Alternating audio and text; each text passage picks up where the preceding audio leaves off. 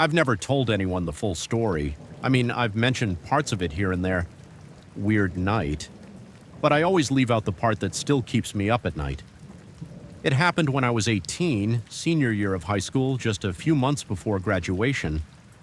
I was dating this girl, Emily, who lived about 15 minutes away, walking distance. Her parents were usually strict about curfews, but that night they were out of town, so we hung out later than usual. Just movies, snacks, nothing wild. I left around 1:30 a.m. It was raining, not heavy, more of a cold, steady drizzle. I didn't want to wake her younger brother by calling an Uber, so I figured I'd just walk. Bad decision. I took my usual route, through a couple of quiet blocks, one long stretch with no streetlights, and then a turn into my neighborhood. I'd walked it dozens of times. It felt safe, until that night. I noticed him right before I reached that long, dark stretch. This guy standing by a telephone pole, smoking. Older, maybe late 40s, hood up, big coat. I barely glanced at him, didn't want to be rude, but something about the way he stood, stiff, like he was waiting.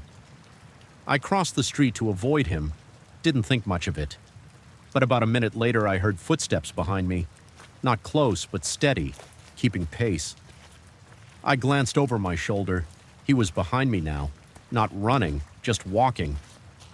I picked up my pace, so did he. I crossed to the other side again. He crossed too. I tried to stay calm. It could have been a coincidence. People walk at night, right? Maybe he lives nearby. Maybe I'm just being paranoid. But when I turned down the narrow shortcut that leads into my neighborhood, the one no one ever uses after dark, he followed. That's when I knew. I didn't run right away. I didn't want to give him a reason. But I started walking faster, trying to put distance between us. Then I heard it, his pace quickening. And that was it. I took off. I didn't look back. I just ran. I cut across someone's yard, nearly slipped on the wet grass, hopped a short fence, and kept running. My house was 2 blocks away. My lungs were burning. My heart was in my throat. When I finally reached my driveway, I didn't even look behind me. I got inside, slammed the door, locked it, and just stood there shaking. I stayed up the whole night. Didn't tell my parents, didn't call the cops. What was I going to say?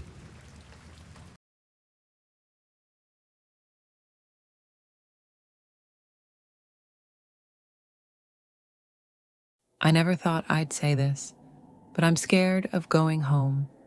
And not because it's haunted or cursed or anything like that. Because someone, a real person, was in there. And I don't know for how long. Let me go back. My name's Rachel. I'm 21, a junior at a community college just outside Columbus, Ohio. This past August, I moved into a small, worn-out apartment complex on the east side. It wasn't in a dangerous area, just a little forgotten.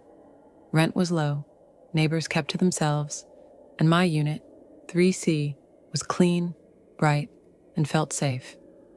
The building had one janitor, Earl. Everyone just called him maintenance. Mid-60s maybe, bald, always in a faded blue button-up shirt with a big key ring hanging from his belt. He was quiet, polite, rarely made eye contact. The type of guy who kept his head down and muttered morning without really looking at you. At first, I didn't even notice him much. But then, things started happening. Small things. My apartment door would be unlocked when I got home. Not wide open, just unlatched. I figured maybe I was being careless. I'd rush out for class, juggling books and coffee, and maybe I just forgot. But it kept happening, and I never forget to lock my door. Then one night, I came home late from a study group. The hallway was dark. Only half the lights were working, which was normal. I was halfway to my door when I realized someone was standing perfectly still at the end of the hall. Not walking, not facing the door. Just standing sideways, like he was waiting for something. Or someone. It was Earl. I slowed down. "Hi," I said. He didn't respond. didn't even turn his head. I hurried inside and locked the door, double locked it. A few days later, I noticed something else. My toothbrush was wet, the kind of wet it gets after you've used it. But I'd just gotten home. No one else had access to my place. No one had stayed over. I started looking closer. Tiny things were off. A drawer slightly open. The fridge light on, but the door sealed shut. My laundry folded, but wrong, like someone else had done it. I called the landlord. I told him I thought maybe the janitor had come in when I wasn't home. He brushed it off, said Earl had been working there for years and was harmless. Said I probably left my door open again. That maybe I was just stressed or lonely. I let it go. I didn't want to be that tenant. But then, one night changed everything. I came home early from work. Around 5:30 p.m., I was heading up the stairs when I heard a sound. My apartment door closing. Software. Careful. I froze. I pressed my back against the wall and waited. No footsteps, no voices, nothing. When I turned the corner, the hallway was empty, but my door was locked. I slipped the key in and entered. The smell hit me first. Cigarettes and cheap cologne. Not mine. I moved through the apartment like I was in a dream. Nothing looked out of place, but it felt wrong. Like someone had been there and left in a hurry. I checked every closet, under the bed, even the balcony. Nothing. But then I noticed something on the counter. My spare key. I kept it in a drawer. Always. But now it was sitting out, like someone had used it and forgotten to put it back. That night, I didn't sleep. The next morning, I drove straight to Lowe's and bought a security camera, a new lock, and a small door sensor that chirped when it opened. That night, I stayed up, watching the feed. Nothing. The next night, same. But the third night, at 2:46 a.m., the door sensor went off. Just one chirp. Software. Deliberate. I scrambled to grab my phone, pulled up the camera. There was no one there.